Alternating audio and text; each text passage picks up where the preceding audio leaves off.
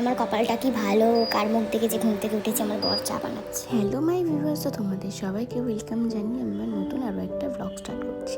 সেদিন আমার একটা কাজ ছিল, আমি ওদিকে নীলের প্রোডাক্ট গোছাচ্ছিলাম ঘুম থেকে উঠে, আর এদিকে বরমশাই চা বানাচ্ছিল। তাই আমি আবার ওকে জিজ্ঞাসা করছিলাম যে কী গো, কেমন হয়েছে চাটা, তুমি তো বানালে। তো মাঝে মাঝে কিন্তু এরকম বরের হাতে চা খেতে কিন্তু বেশ ভালোই লাগে। আর ওকে বলেছিলাম কলা পাতা নিয়ে আসতে, কারণ আমি ইলিশ মাছের পাতুরি করবো। তো এখানে 3টে মাছেরই করছি। আর এখানে মাছটাকে ভালো করে একটু ধুয়ে নিয়েছি। আর ইলিশ মাছ বেশি ধোয়ার দরকার পড়ে না, জাস্ট একটু পরিষ্কার করে ধুয়ে নুন হলুদ আর একটু তেল দিয়ে ভালো করে মাখিয়ে রাখবো। এটা 10-15 মিনিট মাখিয়ে রাখবো। তারপরে আমি সকালে ব্রেকফাস্ট রেডি করে নিচ্ছিলাম, রুটি বানাচ্ছিলাম আর দুধ দিয়ে খাবো বলে। রুটি বানানো হয়ে গেলে আমি বেসিক মশলাটা রেডি করে নেবো। মশলাটা একটু ভিজিয়ে রাখলে বেশি ভালো হয়। এখানে নিলাম 1 চামচ সাদা সর্ষে, 1 চামচ কালো সর্ষে, 1 চামচ পোস্ত। আর এখানে কাজু বাদাম দিয়েছিলাম, আমি সেটা দেখাতে তোমাদের ভুলে গেছি, সেটা পরে দিয়েছিলাম।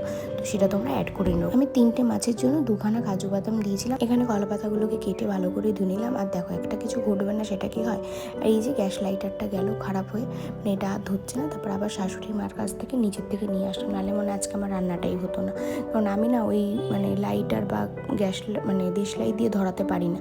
আর এরকম একটা চাটু বসিয়ে কলা পাতাগুলোকে সেঁকে নিলাম, যাতে ওর মশলাটা চলে যায়, তাতে ভালো করে ভাজ করা যাবে। এবার মশলাটা করে নিই। মশলাটা করার সময় একটু না লবণ, আর আমি এখানে 3টে কাঁচা লঙ্কা দিয়েছিলাম, তো সেটা দিয়ে পেস্টটা করে নিলাম। তারপরে একে একে মশলাটা বাটিতে ঢেলে নিয়ে তার মধ্যে একটু মিষ্টি আর একটু হলুদ দিলাম। আমি মিষ্টির জন্য জ্যাগরি পাউডার ইউজ করছি, সেটা দেখিয়ে দিলাম। এবারে কলা পাতার উপরে সর্ষে পোস্তর পেস্টটা দিয়ে মাছটাকে এপিট ওপিট করে তার উপর দিয়ে আবার সর্ষে পোস্তর পেস্টটা দিয়ে লঙ্কা দিয়ে দিলাম একটা ভেতরে, আর একটু সর্ষের তেল দেবো কাঁচা, সুন্দর ঝাঁঝালা। তো এবারে কলা পাতাটাকে ভালো করে ভাজ করে একটা সুতো দিয়ে র্যাপ করে নিলাম। এভাবেই করেছিলাম। আর আমার কাছে অন্য কোনো সুতো ছিল না, আমি নর্মাল যে সুতো থাকে সেই সুতো দিয়ে করেছিলাম।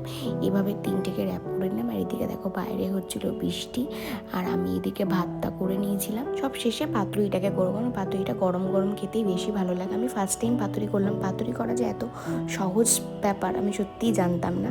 তো আমার বেশ ভালো লাগলো, তোমরা এভাবে একবার করে দেখো, কিন্তু খুব ভালো হয়েছিল খেতে। ওই প্যান বসিয়ে প্যানে দিয়ে দিলাম মাছ, এটা 10-15 মিনিট লাগে, হয়ে যাবে। তো একটা পিঠ হয়ে গেলে তারপরে পরের পিঠটা উল্টে দিয়ে হালকা মিডিয়াম টু লো ফ্লেমে দিতে হবে। আর এখানে আমার বর খুলে দেখাচ্ছে, ও বললো ও খুলে দেখাবে। বললাম ঠিক আছে, খুলে দেখাও। দেখো কি সুন্দর এসেছে কালারটা। ভালো লাগলে তোমরা অবশ্যই ভিডিও লাইক কমেন্ট শেয়ার করো। তবে আসি, আবার পরে অন্য একটা ভিডিও নিয়ে দেখা হবে। Tata, bye bye.